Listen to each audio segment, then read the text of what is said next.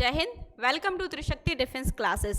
आज के इस वीडियो में हम लोग डिस्कस करने वाले हैं कि एनडीए का एग्ज़ाम आपको कैसे देना है। ठीक है, क्योंकि आप जैसे कि यूपी बोर्ड के पेपर भी खत्म हो गए, सीबीएसई बोर्ड के भी पेपर खत्म हो गए, बहुत सारे ऐसे बच्चे होंगे जो पहली बार एनडीए का एग्ज़ाम दे रहे होंगे। तो एनडीए एग्ज़ाम पहली बार में भी क्रैक किया जा सकता है, बट एग्ज़ाम देने की एक स्ट्रैटेजी होती है, उसी को हम लोग डिस्कस करेंगे। कहाँ से कितने क्वेश्चन पूछे जाते हैं, कैसे आपको सॉल्व करना है, कितनी आपकी माइनस मार्किंग होती है और किस पोर्शन पे कितना आपका वेटेज होता है। ओके, तो चलिए आते हैं इधर बोर्ड पे, हम लोग देखते हैं।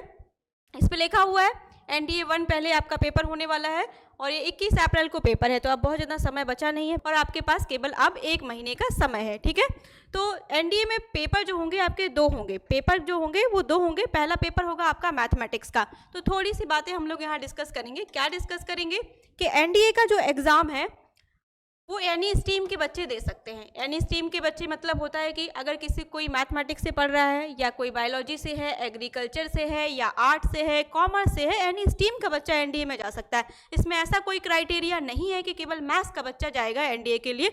लेकिन यहाँ पे जो पेपर होगा मैथमेटिक्स का वो सबको अटेम्प्ट करना पड़ेगा। इसमें ऐसा भी आपको नहीं सोचना है कि मेरा मैथ्स 12th में नहीं था तो मैं मैथ्स का पेपर नहीं दूंगा, ऐसा कुछ नहीं होता है।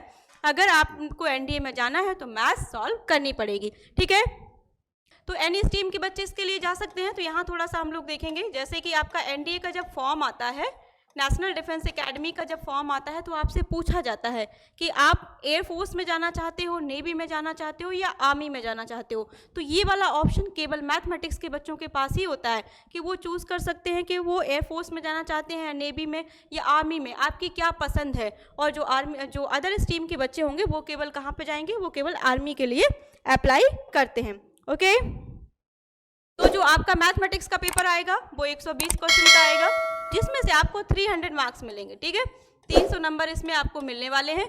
और इसमें जो मैथ्स कौन सी आएगी, मैथ्स होती है आपकी 11th और 12th की। यहाँ पे थोड़ी सी बात ध्यान देने वाली है। यहाँ पे हमें ध्यान देना, क्या ध्यान देना है, यहाँ पे ध्यान देना है कि आपका जो 11th का मैथमेटिक्स से एनडीए में बहुत ज़्यादा पूछा जाता है, क्योंकि 12th अपेयरिंग भी बच्चे एनडीए का फॉर्म अप्लाई करते हैं, तो फॉर्म का पैटर्न तो बदलता नहीं है। तो यहाँ पे 60% मैथमेटिक्स आपका रहेगा 11th का और 40% मैथमेटिक्स किसका है, 12th का। ठीक है, तो जो बच्चे अभी 12th के एग्जाम दे चुके हैं तो मोस्टली क्या होंगे, बच्चे अपने 12th के रिवीजन में लगे होंगे, लेकिन साथ में आपको 11th का मैथमेटिक्स भी पढ़ना है। ओके, तो 120 क्वेश्चन होंगे, 300 मार्क्स आपको मिलेंगे। यहाँ पे अदर स्ट्रीम वाले बच्चे थोड़ा सा देख सकते हैं, वो ये देखेंगे कि जो 120 क्वेश्चन है उनके लिए स्कोरिंग 40 रहेगा, इसलिए हमें क्या करना है, 120 में से कम 40 क्वेश्चन अटेम्प्ट करना है।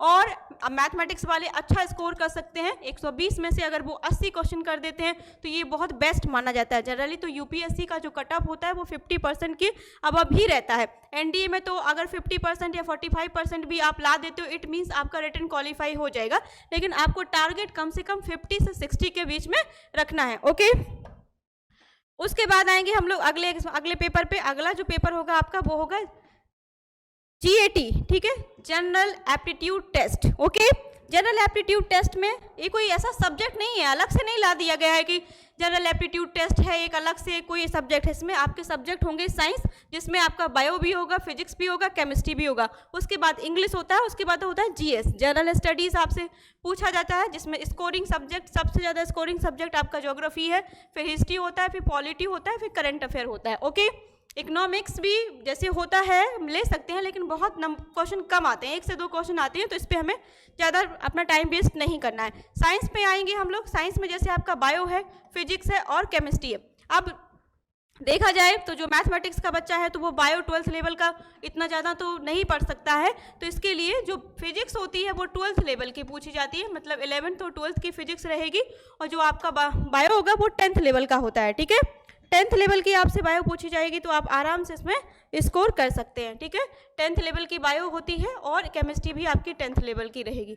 ठीक है, इंग्लिश में पूरा ग्रामेटिकल होता है, पूरा पोर्शन डिवाइड होता है आपको, जैसे एंटोनिम्स, सिनोनिम्स हो गए, वन वर्ड सब्स्टिट्यूशन हो गए, ठीक है, इडियम एंड फ्रेजेस हो गए, ये सारी चीज़ें आपको इसके लिए पढ़नी होती है। जीएटी से टोटल क्वेश्चन जो मिलते हैं वो मिलते हैं आपको 150। ठीक है, 150 क्वेश्चन मिलते हैं। यहाँ पे भी चीज़ें डिवाइड हैं, यानी कि 50 क्वेश्चन आपको साइंस से मिलेंगे, 50 क्वेश्चन मिलेंगे आपको इंग्लिश से और 50 क्वेश्चन मिलेंगे आपको जीएस से। टोटल कितने होते हैं, 150 क्वेश्चन होते हैं।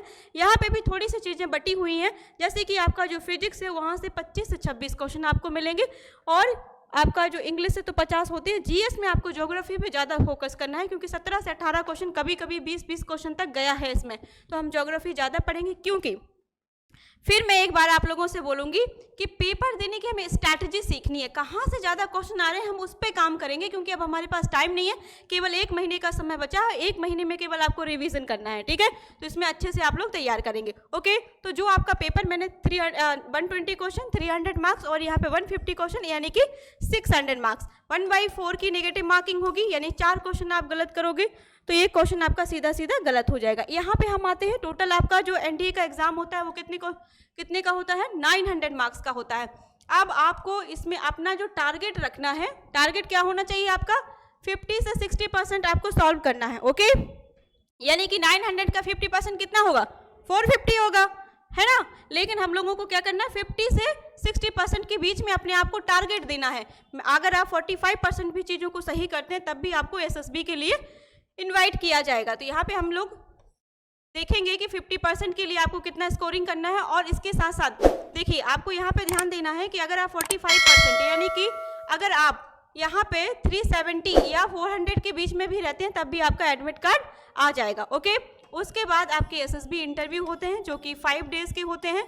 तो एसएसबी के लिए अब हम क्या करेंगे, अपने अगले वीडियो में डिस्कस करेंगे। फिर से मैं आपको बता दे रही हूँ, करंट अफेयर के लिए अभी आप लोग अपना पूरी तरह से रिवीजन करिए। करंट अफेयर की एक एक वीडियो आएगी आपकी, सारे आपको एक एक करके करंट अफेयर पढ़ाया जाएगा। करंट अफेयर पर ज़्यादा टाइम वेस्ट नहीं करना है, क्योंकि अगर आप 12 घंटे भी करंट अफेयर पढ़ोगे तब भी उतना क्वेश्चन सॉल्व करके आओगे, और एग्जाम के टाइम पे अगर आप 2 घंटे डेली लगभग 15 दिन के बाद ही आप रिवीजन करना स्टार्ट करोगे तब भी उतना क्वेश्चन करंट के सही करके आओगे। तो जो पोर्शन आपके अभी मजबूत है हम उस पर काम करेंगे, ठीक है, और जो पोर्शन आपके वीक है उस पर हम बाद में देखेंगे। तो ठीक है, ओके। फिर हम लोग अगले वीडियो में मिलेंगे एक नए नोटिफिकेशन के साथ और एक नई स्ट्रैटेजी के साथ। जय हिंद।